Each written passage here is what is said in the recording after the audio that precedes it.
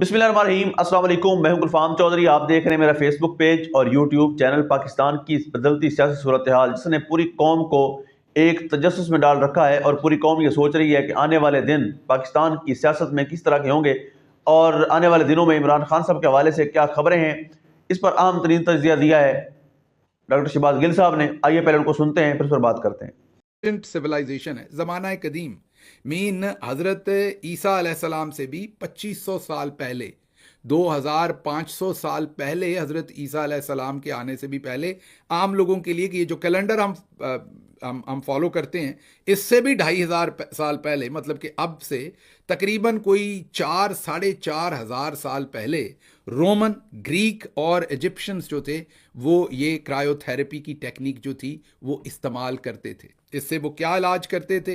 वो इंजरीज का इलाज करते थे, पेन का इलाज करते थे और इन्फ्लेमेशन का, सूजन का इलाज करते थे। उसके बाद जो मॉडर्न एरा है 1800 से 1900 के दरमियान में, 1850 में डॉक्टर जेम्स इंग्लिश फिजिशियन थे जिन्होंने ये टेक्निक, कोल्ड टेम्परेचर की टेक्निक सबसे पहले कैंसर का ट्रीटमेंट करने के लिए इस्तेमाल की। उसके बाद 1800 की जो सदी थी, इसी में लेटर आफ्टर 1850, 1850 के बाद इसको ट्रीट करना शुरू किया। इसी से हेडेक, सरदर्द, बुखार, स्किन की कंडीशंस, जैसे आपको वो वॉट्स निकल आते हैं, उर्फ़े आम में उन्हें मोके कह देते हैं, उनको भी इसी टेक्निक से आपके जिस्म से उतारा जाता है।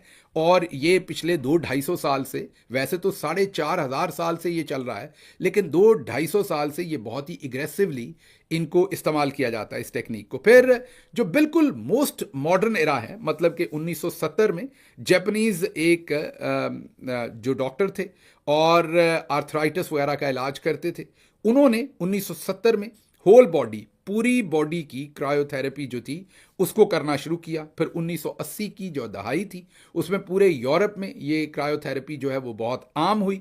फिर 1990 में क्रायोथेरेपी जो है वो स्पोर्ट्स मेडिसिन में भी इस्तेमाल होना शुरू हुई और स्पोर्ट्स की जो इंजरीज और उनकी रिकवरी के लिए। और अभी जो कंटेम्प्रेरी एरा है, मीन 2000 से लेके अभी 2024, ये जो पिछले 25 साल हैं, इसमें अमेरिका में भी बाकायदा इसको इस्तेमाल किया जाता है। और 2011 में तो पूरे जिस्म की क्रायोथेरेपी करने के लिए एक चैम्बर जो है वो पहली दफ़ा FDA ने अप्रूव किया, जो ड्रग अथॉरिटी है अमेरिका के अंदर। और अब अमेरिका की कई स्टेट्स के अंदर इसको इस्तेमाल किया जाता है, क्रायोथेरेपी के सेंटर्स बने हुए हैं। लेकिन इस सब के कहने के बाद बाजी मरियम कहती हैं कि ये अभी चाइनीज़ ने दरियाफ्त किया है, वो अभी अभी उनसे सीख के आई हैं। और मेरे पूरे स्टडी टूर का अगर कोई एक टेक अवे है, नालायकी का लेवल चेक कीजिए, अगर कोई एक टेक अवे है तो वो ये है कि कैंसर का इससे इलाज हो जाता है। मेरे बहुत ही करीबी कुछ दोस्त हैं जो ऑन्कोलॉजिस्ट हैं, उनसे जब बात हुई तो उन्होंने कहा कि ये बहुत ही अहमकाना स्टेटमेंट है और ख़तरनाक स्टेटमेंट है।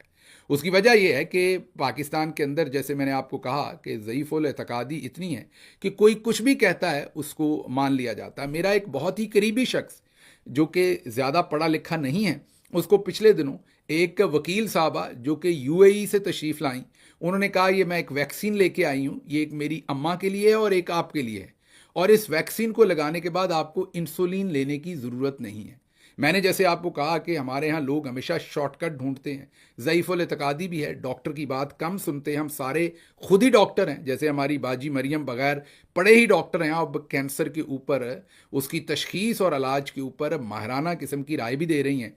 तो वो जो साहब थे मेरे जानने वाले, उन्होंने इंसुलिन लगानी बंद कर दी और वो वैक्सीन नमा जो चीज़ उन्होंने दी थी अपनी तरफ से, तो उन्होंने भी गुड फेथ में दी होगी, क्योंकि वो भी तो डॉक्टर ही होंगी अपने आप में, भले वो वकील हैं, लेकिन जैसे हर पाकिस्तानी के अंदर एक डॉक्टर होता है तो वो भी डॉक्टर होंगी।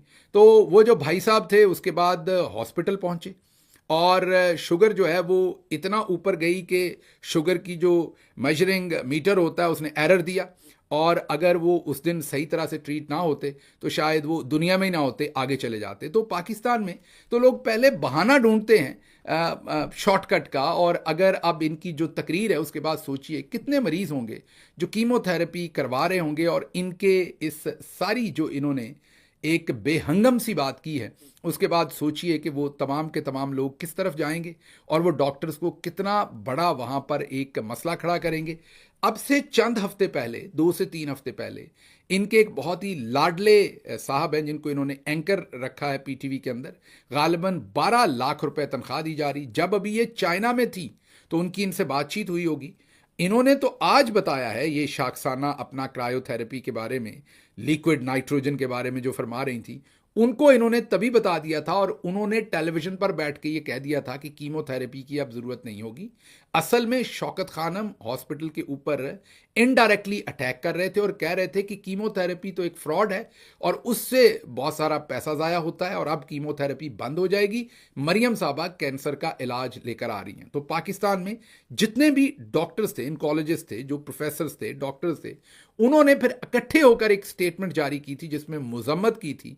बुनियादी तौर पर तो उन्होंने नाम लिख के मरियम साहबा की मजम्मत नहीं की थी, उस रज़ी दादा साहब की थी, लेकिन वो मजम्मत तो मरियम साहबा की थी जिन्होंने ये सारी की सारी दास्तान रज़ी दादा को सुनाई थी। तो उनको शायद ये लगा कि रज़ी दादा के थ्रू सुनाने से नुकसान पूरा नहीं हुआ। पाकिस्तान के सारे डॉक्टर चीख उठे थे कि ये आप लोगों की जिंदगियों से किस तरह खेल सकते हैं, कैंसर इतना खतरनाक मर्ज है और इसमें कुछ कैंसर्स के इब्तदाई ऐसी बहुत ही मामूली स्टेजेस हो सकती हैं जिसको पार्शली आप लिक्विड नाइट्रोजन से किसी ना किसी तरह, जिन डॉक्टर से मेरी बात हुई, कुछ ना कुछ उसका हिस्सा आप ट्रीट कर सकते हैं। लेकिन फैला हुआ जो कैंसर है उसमें ये ट्रीटमेंट बिल्कुल काम नहीं आ सकता। अब गांव में बैठा जो आम शख्स है उसको कैसे समझाएंगे कि कीमोथेरेपी करवानी पड़ेगी? वो तो कहेगा कि चीफ मिनिस्टर ने कहा है, आप मेरी क्यों कीमोथेरेपी कर रहे हैं, आप मुझे 60 मिनट में ठीक क्यों नहीं करते? और पाकिस्तान में तो आपको पता है कि आधे से ज़्यादा लोग ये बिलीव करते हैं।